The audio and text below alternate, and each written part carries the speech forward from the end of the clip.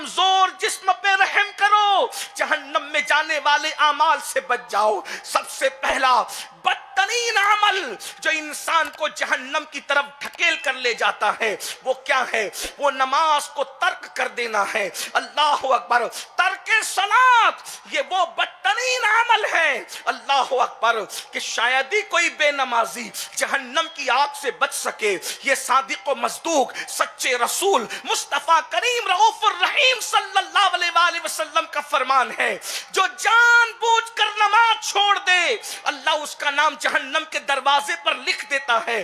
حیرت کی بات ہے، مرد تو نماز پڑھتے کم ہیں، لیکن مردوں کے مقابلے میں عورتیں اس سے زیادہ نماز میں بہت سست ہے۔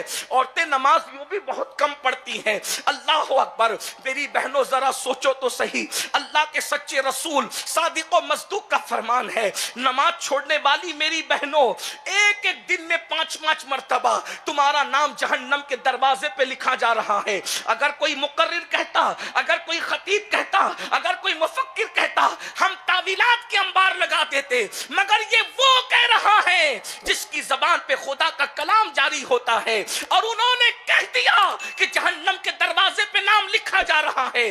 ہمیں اپنی ماں کا بیٹا ہونے پر جتنا یقین ہے اس سے زیادہ ہمیں آمنہ کے لال کی باتوں پر یقین ہے۔ پتھر پر لکیر مٹائی جا سکتی ہے، مصطفیٰ جان رحمت کا فرمان بدلا نہیں جا سکتا ہے۔ پتھر پر بنائی ہوئی لکیر کی حیثیت کمزور ہو سکتی ہے، مصطفیٰ جان رحمت صلی اللہ علیہ وآلہ وسلم کی بات اس سے زیادہ مضبوط ہے۔ اللہ اکبر، سرکار فرما رہے ہیں جس نبی کے کہنے پر اللہ کو ایک مانا ہے، جس نبی کے کہنے پر قرآن کو اللہ کی کتاب مانا ہے، جس نبی کے کہنے پر قبر کو جنت کے باغوں میں سے باغ مانا ہے، جہنم کے گڑھوں میں سے گڑھا مانا ہے، جس نبی کے کہنے پر حضرت موسیٰ کو مانا، حضرت یوسف کو مانا، حضرت عیسیٰ کو مانا، حضرت داؤد کو مانا، ہزاروں سال پرانے وہ گزرے ہوئے، ہزاروں سال گزرے ہوئے وہ بزرگان دین جن کو ایک عرصہ بیت گیا تھا، لیکن حضور نے فرمایا کہ حضرت موسیٰ کا رنگ گندمی ہے، تو اب کوئی آ کر کے کوئی کلر بتائے، ہم نہیں مانتے۔ میرے محبوب نے جو کہہ دیا وہ گندمی رنگ کے ہیں، مان لیا۔ حضرت یوسف کے لیے کہا وہ گورے رنگ کے ہیں، مان لیا۔ حضرت عیسیٰ کے لیے کہا ان کے گھنگریالے بال ہیں، مان لیا۔ اب اگر کوئی اور آ کر کے بات کرے ہم کہتے ہیں نہیں نہیں، محبوب نے جو کہا ہے وہ مانیں گے۔ کیوں؟ اس لیے کہ محبوب تو بن دیکھے کیا کہتے ہیں، ان کے سامنے تو سب سمیٹ کر رکھ دیا ہے۔ میرے امام کہتے ہیں شش جہت سمت مقابل، شب و روز ایک ہی حال، دھوم و نجم میں ہے آپ کی بینائی کی۔ اللہ اکبر، اندازہ تو فرمائے، ارے کوئی کیا بتا سکے گا؟ کائنات ان کے مشاہدے میں آٹو پہر ہے، جنت و جہنم ان کے مشاہدے میں آٹو پہر ہے۔ یہ بھی سن لو بہنوں، وہ ڈنڈی مار لوگوں کی بات کو قبول نہ کرنا جو یوں کہتے ہیں کہ نبی کو دیوار کے پیچھے کی خبر نہیں، وہ کسی اور کا ہوگا جسے دیوار کے پیچھے کی خبر نہیں ہے۔ یہ ہمارا نبی ہے جو زمین کو بھی آٹو پہر یکساں دیکھ رہا ہے اور عرش کو بھی آٹو پہر یکساں دیکھ رہا ہے، سب کچھ سمیٹ کر ان کے سامنے رکھ دیا گیا ہے۔ ارے جب حضرت ملک الموت کے سامنے پوری دنیا ایک رکابی کی طرح ہے، ملک الموت تو ان کا خادم ہے، جب خادم کی یہ شان ہے تو مخدوم کی شان کا عالم کیا ہوگا؟ اور کوئی غیب کیا تم سے نہا ہو بھلا، جب نہ خدا ہی چھپا تم پہ کروڑوں درود۔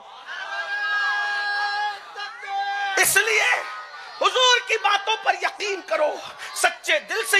ایمان یہی ہے کہ حضور کی باتوں پر یقین کیا جائے، مضبوط دل کے ساتھ یقین کیا جائے۔ ہم کسی کی بات کو اتنی مضبوط نہیں سمجھتے جتنا آمینہ کے لال کی بات کو مضبوط سمجھتے ہیں۔ اے خاتون جنت کی کنیزوں، سب سے پہلا عمل جو انسان کو ڈھکیل کر جہنم میں لے جاتا ہے وہ بے نمازی پن ہے۔ افسوس ہے، شادی میں نماز چھوٹ رہی ہے، میت میں نماز چھوٹ رہی ہے، بلکہ افسوس تو اس پر ہے اجتماع میں آ کر بھی لوگوں کی نماز چھوٹ رہی ہے۔ جو بہنیں اجتماع میں آ کر بھی نماز نہ پڑھیں، بتائیں تو صحیح ان کا ہوگا کیا؟ کچھ عورتیں کہتی ہیں کہ بھائی ایسا ہے، حضرت ایسا ہے، سید ایسا ہے کہ ہمارے بچے بہت ہیں۔ ہم نے کہا میری بہن سیدہ کائنات مخدومہ کائنات فاطمہ الزہرا 15-16 سال کی عمر میں نکاح ہوتا ہے اور تقریباً 22-23 سال کی عمر میں آپ دنیا سے چلی جاتی ہے، اور اتنے کم پیریڈ میں آپ 5 بچوں کی ماں بنتی ہے. 5 بچے، اتنے کم پیریڈ میں 5 بچوں کی ماں. فرض تو فرض ہے، کبھی نفل بھی آپ سے نہیں چھوٹی، قرآن کی تلاوت کبھی آپ سے نہیں چھوٹی. ہمارے گھروں میں تو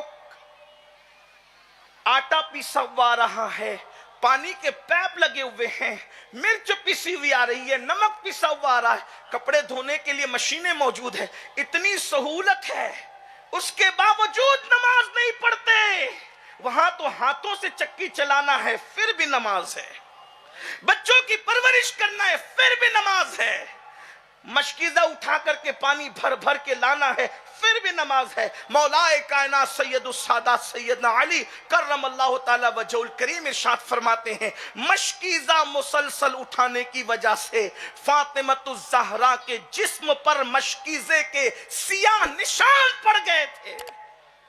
آپ سے پوچھنا چاہتا ہوں، پھر بھی عبادت میں کوئی کمی نہیں ہے، اور آج ہمارے یہاں ہر سہولت ہے، اس کے باوجود بھی نماز 5 وقتہ نماز نہیں. یاد رکھنا، ہم کسی کا کچھ نہیں بگاڑ رہے ہیں. کھا پی کر سو کر موج مستی کرنے والوں، اللہ کے عذاب کے لیے اپنے آپ کو تیار کر لو. اور جب قدرت عذاب دینے پر آتی ہے تو دنیا کی کوئی طاقت بچا نہیں سکتی. ان عذاب ربک لواقع ما لہ من دافع، اللہ کا عذاب واقع ہو کر رہے گا. اور جب اللہ اپنے عذاب کو واقع کرنے کا اور سزا دینے کا فیصلہ کر لے، ما لہ من دافع، پھر اس کو کوئی دفع نہیں کر سکتا، اس سے کوئی بچا نہیں سکتا. اس لیے خاتون جنت کی کنیزوں، نرم گدوں پر سوتے وقت ذرا یہ تصور کر لو، ایک رات ہم پر ایسی آنے والی ہے، ہم قبر کے اندر بھی سوئیں گے، وہاں کوئی بسترا نہیں ہوگا، وہاں کسی کا پیار نہیں ہوگا، وہاں کسی کی محبتیں نہیں ہوگی. یہ دنیا ہے بہنوں، دنیا، اور دنیا سے زیادہ بے وفا قدرت میں کسی کو پیدا نہیں کیا. سب سے بے وفا اگر کوئی ہے تو یہ دنیا ہے، دنیا سے زیادہ بے وفا کوئی نہیں. میرے امام کہتے، شہد دکھائے، زہر پلائے، قاتل ڈائن شوہر کش، اس مردار پہ کیا للچایا، دنیا دیکھی بھالی ہے. اس دنیا نے سب کو دھوکہ دیا، ہمیں دھوکہ نہ دے. اس لیے آج پہلی بات پہ یہ تصور کرو، یقین کرو اور عہد کرو کہ انشاءاللہ آج کے بعد ہم سے نماز نہیں چھوٹے گی.